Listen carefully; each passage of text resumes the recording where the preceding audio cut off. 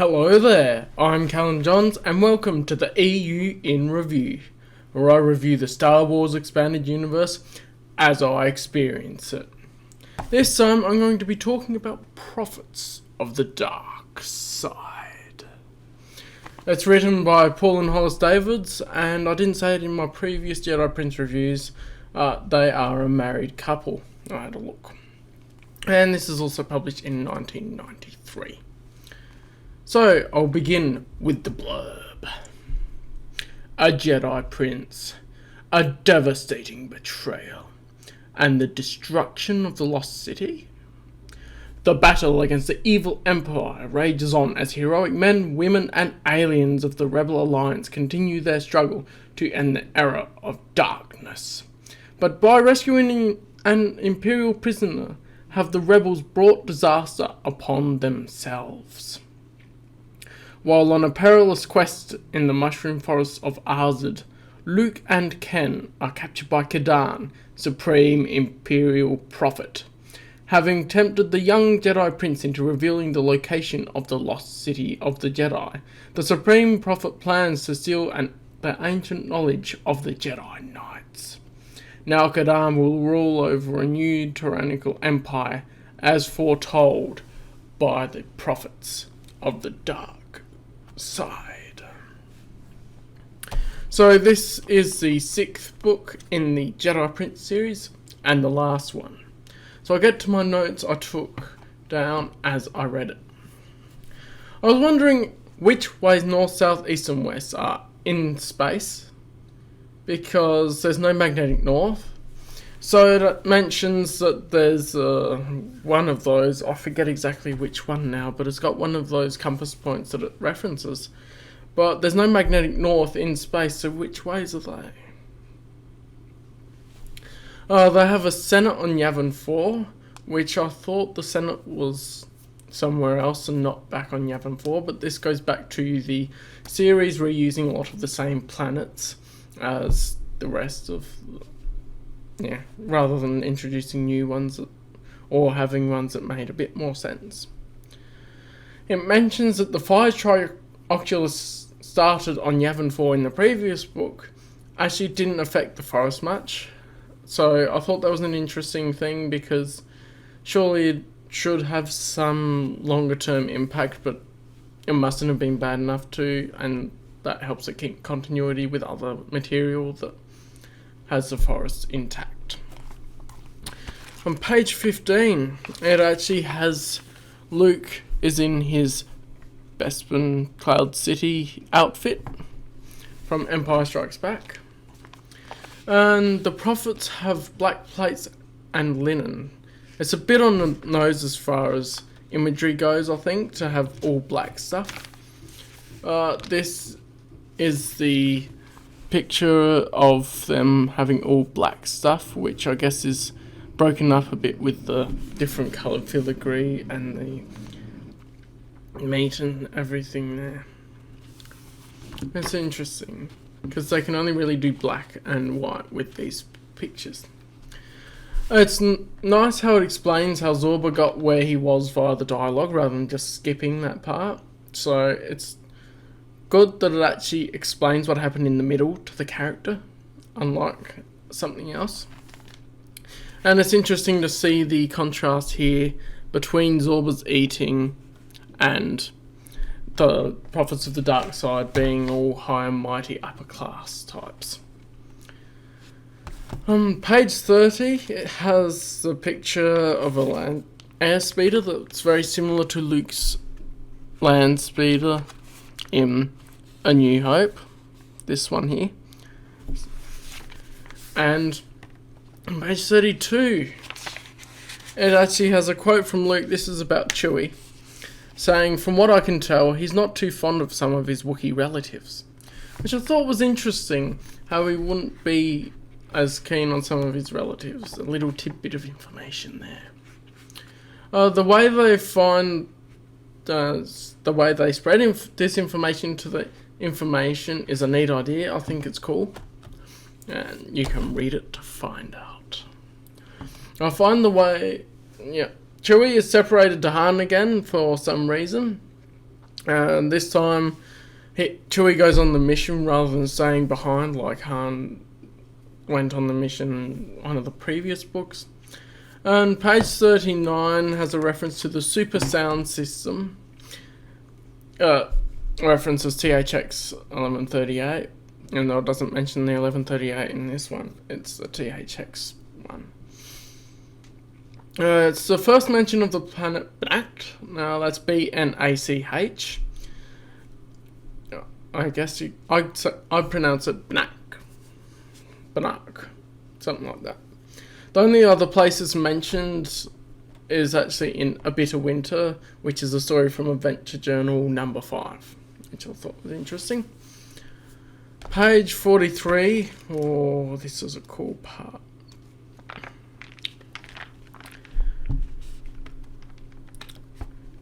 He says, "You shall be starved, and when you are mad and insane with hunger, you shall be served your last meal.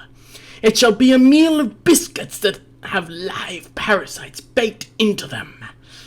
The parasites will begin eating you from the inside of the pit of your stomach, and will work their way slowly to your outermost layer of flesh." I didn't get all the words exactly right, but you get the idea. I thought it was a really twisted idea, but it was a cool idea with the parasites in the biscuits. Page 44, it was interesting to see a modified Y-Wing with more passenger space, which basically just has a larger front end to it. There. And Luke uses a stun cannon instead of his lightsaber, which I'm not sure why he would, given after Return of the Jedi he pretty much exclusively uses his lightsaber for everything. But thinking of that, it's also interesting in page 49. In this picture, it actually shows his lightsaber, but it's actually a different looking hilt to one that's in previous material. So it's not the hilt that we see in Return of the Jedi. It's some different sort of hilt, especially this middle section here. So I'm not sure what happened there. That can be explained away as he uses a temporary lightsaber or just the artistic interpretation of it, I guess. Page 52 is actually a stormtrooper picture of a stormtrooper holding the lightsaber, which is here. I think it's really cool how it shows a really good view of how they're not able to hold the lightsaber properly. They're not trained to know how to hold a lightsaber, and so they're just holding it a bit like, what is this thing? Which is cool. Page 58, and actually at least Hessa is dead now. He disappears into and was burnt up by lava rather than acid. Somehow he came back from, and at least he won't come back from this. It's cool how Kadan uses Ken's unknown parentage to tempt him, and it's a very Empire Strikes Back-esque. I guess they got the idea from that to actually have that twist that they have, and I'm not going to spoil that for people. And of course, the twist of that, the reveal of Ken's parentage, is a great twist. I liked it. Luke impersonating Kadan to escape is interesting, I think. How he just uses a mass mind trick, it's pretty cool. I like how they use the treaded neutron torch again, but this time it's actually one captured by the Rebellion, so this does seem influenced by the Chattel Tidarium in Return of the Jedi. They could have taken this sort of idea of capturing the enemy vehicles and using them to help the Rebellion. And I think that's cool that they introduce the TNT earlier in the series and then they actually reuse it. I find it funny that a stormtrooper's bad aim foils Kadan's plan. You have to read it to know the full context, but oh man, it's just funny that a stormtrooper's just pray and spray, and then that just ruins the plan that they had. And page 86, it actually has Han and Leia's first marriage, and it's a picture of it. And it leaves off just before Leia begins walking up the aisle, which I think is interesting. And the author has said that they most likely would have got interrupted and wouldn't have been able to go through. So I think there's definitely potential for that as she walks up the aisle. I'm sure something would have happened. So, overall thoughts on this. Triclops has a lot of potential for later stories, I reckon. If they picked up Triclops and continued his story, I'd be keen to read it. I've actually grew to like him a lot as I read this. I think throughout the series, it means that Zorba the Hutt was speaking basic and not Huttese, which is unusual for a Hutt, because they usually despise speaking basic and prioritise speaking in Huttese and using a translator. It also made them feel more powerful in that way. The art style seems to remind me in parts of Dark Empire. Without the colour wash, it's nicer. So, for example, you can see the boxy sort of space station Scardia here has... there we are. Some of the detail, in some of the good panels of Dark Empire, which I really like. And yeah, this concludes the Jedi Prince series. There's only 6 books in this series, and overall, I've had fun with them, even though they are a bit quirky, but I allow them that quirkiness for being so early as far as the release date goes in 1993. Having mostly had the classic Marvel series to go off of what Star Wars is. But I think it's cool. I'm a bit disappointed Triclops hasn't been picked up by any other material, as this series is the only place he's in. And it doesn't really feel like the plot lines are concluded. Triclops is out there, so Grand Moffs have had something, and the Prophets of the Dark Side have the high ground. They on the good side of it, and they're winning at the moment. So I think 3 more books of these were planned, but then they were never released, they were cancelled, which probably would have tied up what happened to the different Grand Moffs that were sent off by the Prophets of the Dark Side, and possibly have them teaming up with the Rebels to fight the Prophets of the Dark Side, and then it would leave finishing the story of those Grand Moffs, the story of the Prophets of the Dark Side, which we don't really see afterwards that much, other than in Shadows of Mindor, which I reviewed before.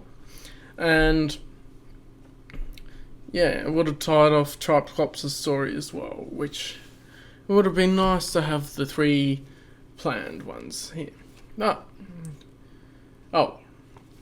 So I enjoyed these along with their quirkiness. And I can think of it like a holodrama, because especially with Shadows of Mindor introing it to me, I can definitely see where this could have occurred. The events could have occurred, but not with some of the quirkiness to it. So it could be different to how it's actually written exactly here. And that's my thoughts on Prophets of the Dark Side. Have you read Prophets of the Dark Side, or the Jedi Prince series as a whole? And what do you think of it if you have? Or if you haven't read it, are you interested in picking it up? Do you want to say anything about the points that I've made here? Or ask anything and I'll answer to the best of my ability. Thanks for watching. I'll see you in the next video. Bye.